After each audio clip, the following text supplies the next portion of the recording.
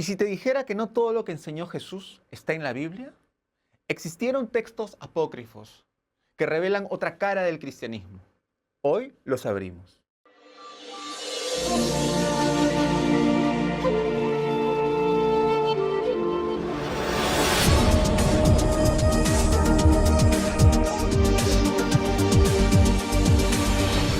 Bienvenidos nuevamente a un capítulo más del podcast Árbol de Vida. Yo soy Denis Rey y el día de hoy vengo a hablarles sobre los textos no incluidos dentro de la Biblia.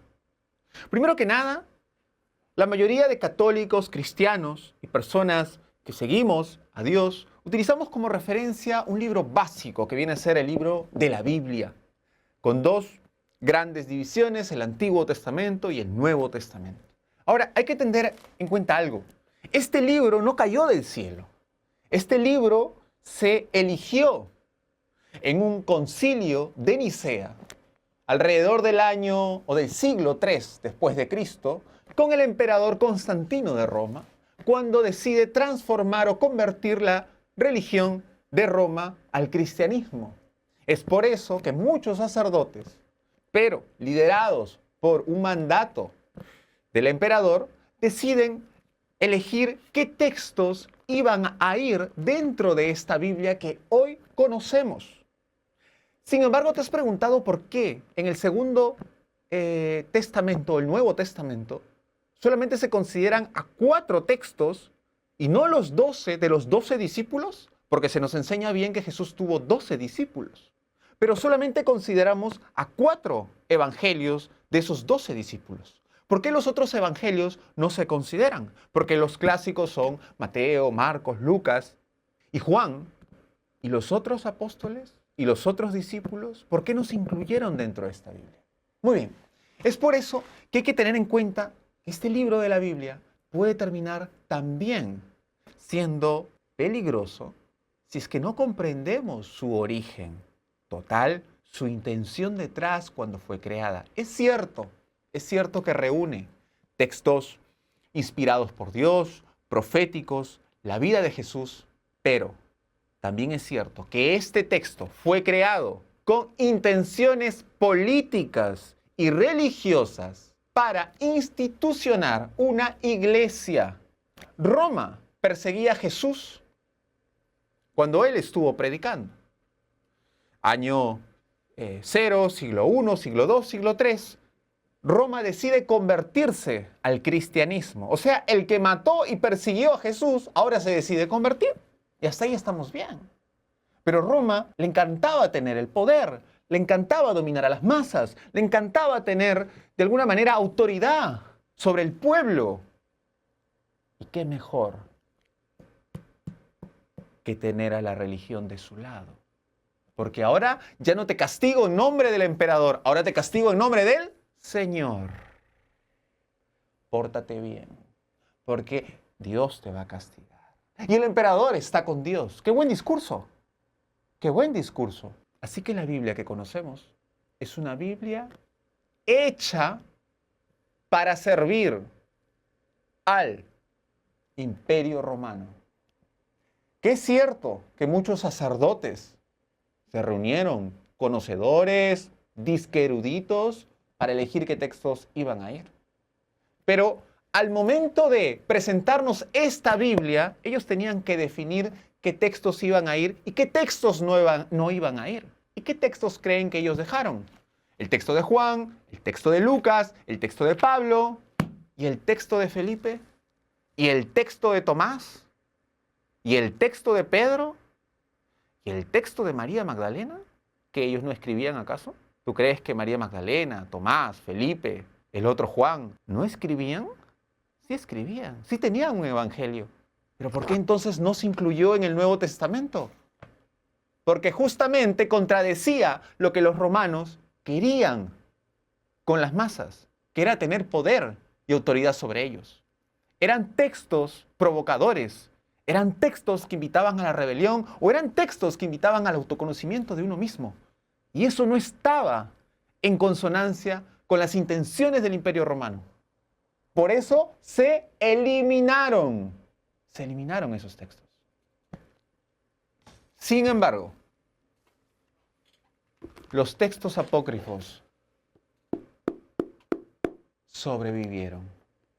Obviamente, las personas que leían los textos de Tomás, de Felipe, de María Magdalena, de Pedro, eran perseguidos.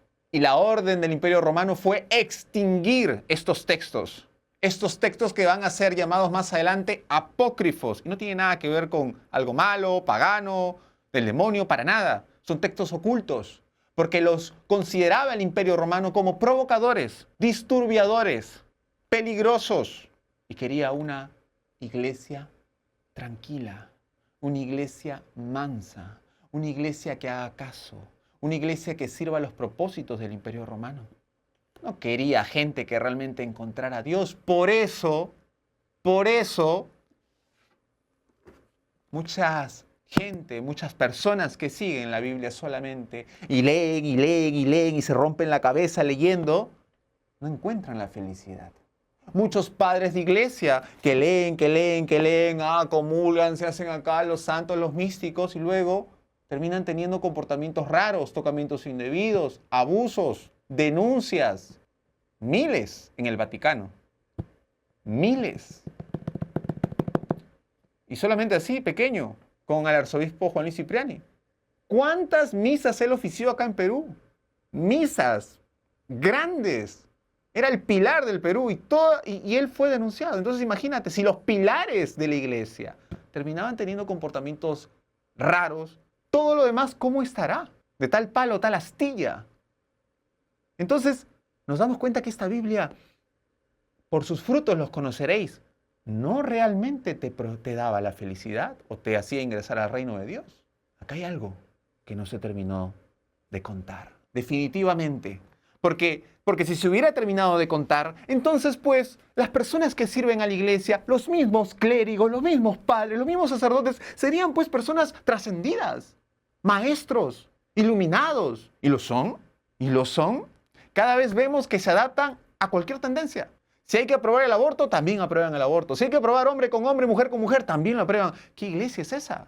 O sea, si más adelante quieres casarte con 10 personas a la vez porque crees en el poliamor, entonces la iglesia también dice, sí, ahora sí vamos a creer en eso. ¿Se dan cuenta que hay intenciones siempre políticas? ¿Hay intenciones siempre monetarias? ¿Hay intenciones siempre de caer bien? ¿Tú crees que Dios vas a negociar con Dios? O sea, Dios puso un mandato y luego tú dices, no, Señor, vamos a hacer esto así, a nuestra manera. Mire que sí se puede, sí, de repente. Mire, puede tener 5 mujeres, 6 con el amante, con el ex. No, sí, no hay problema. Hombre con hombre también, es válido, Señor. ¿Tú crees que eso le gusta a Dios? Por eso Dios se amarga, por eso Dios hace todo lo que hace y vemos hoy por hoy en Irán, en Cisjordania, en Ucrania, hasta en Venezuela, en Cuba. O sea, ¿tú crees que con Dios se va a negociar? ¿Tú qué crees que Dios es como tu papá, tu mamá, tu hermano, tu ex, tu novio que puedes tú negociar? No, no, no, no, no, no, no. Son mandatos, son leyes, son principios. Y eso es lo que ocurre con la iglesia. Trataron de negociar con Dios, de decir qué va y qué no va. Porque esto me conviene para la gente del pueblo, porque les puedo pedir diezmo. Dame diezmo, ¿ah? No, no, no, no es para el emperador, ¿ah? No es para el emperador, es para Dios. Es para Dios, sí, sí, sí. Y tienes que venir a la iglesia de Dios porque acá te enseñamos la palabra de Dios. Amén. ¿Qué creen? ¿Que la iglesia cayó del cielo? ¿Qué creen? ¿Que la iglesia se hizo por Espíritu Santo del Señor y Jesús encuadernó la iglesia, le puso una tapa, seleccionó las páginas, los capítulos, los misterios y dijo, bueno, acá dejo mi Biblia? Para nada. Es más, ni Jesús escribió nunca. Jesús no dejó una Biblia. La Biblia se hizo por el hombre. Y esto va para todos los católicos, cristianos, protestantes, para todos. Esto está hecho por el hombre. Si bien sí, hay textos inspirados por Dios, escritos por hombres, y posiblemente tengan mucha carga espiritual y simbólica, pero ojo, que no fueron todos. Y que de hecho, estos textos hasta posiblemente fueron castrados porque no iban en comunión a lo que quería el Imperio Romano, que era estandarizar. Era que todos estén iguales a un mismo nivel. Y los que no estaban a favor, ¿qué hacían? Los perseguían. Las cruzadas, la muerte de los cátaros, empezaron la persecución de los que no estaban de acuerdo con esta iglesia, los que empezaban a leer otros textos y decían, no, no, no, no, tú te estás rebelando, muerte. O sea, Se dan cuenta, Roma primero perseguía a Jesús y luego dijo, aguanta, ¿por qué estamos persiguiendo a Jesús? Ya no, vamos a hacer algo más inteligente. Nos vamos a unir con ellos. Y ahora van a servirnos a nosotros. Solo te invito a pensar, solo te invito a reflexionar, solo te invito a buscar. ¿Crees que Dios está en la iglesia? ¿Crees que Dios está en ese templo? ¿Crees que Dios está con los padres que terminan violando, abusando, haciendo tocamientos indebidos y que luego son destituidos? ¿Tú crees que Dios está y estuvo con ellos?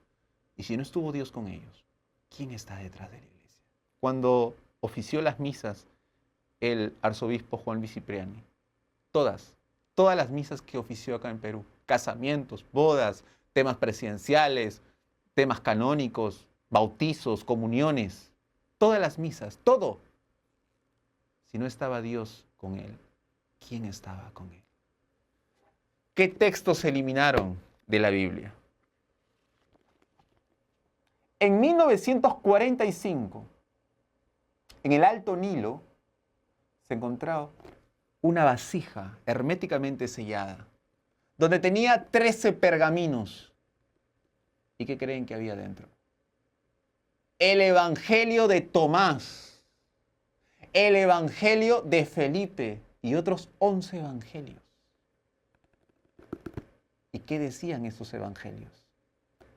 Que fueron prohibidos cuando se hizo el concilio de Nicea y se excluyeron de la Biblia, que iba a durar hasta hoy. ¿Qué creen que decía? Texto de Felipe: el reino está dentro de nosotros. Conócete a ti mismo.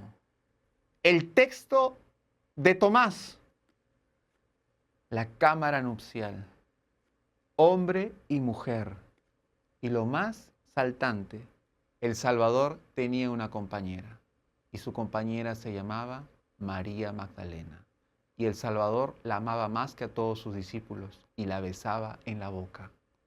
El texto de Felipe nos habla de que Jesús tenía una pareja, una compañera, y se llamaba María Magdalena, y era la más destacada de todos los discípulos. Sobre Pedro, sobre Juan, sobre Mateo, Marcos, era la más destacada. María Magdalena era más importante o más iniciada que los otros discípulos.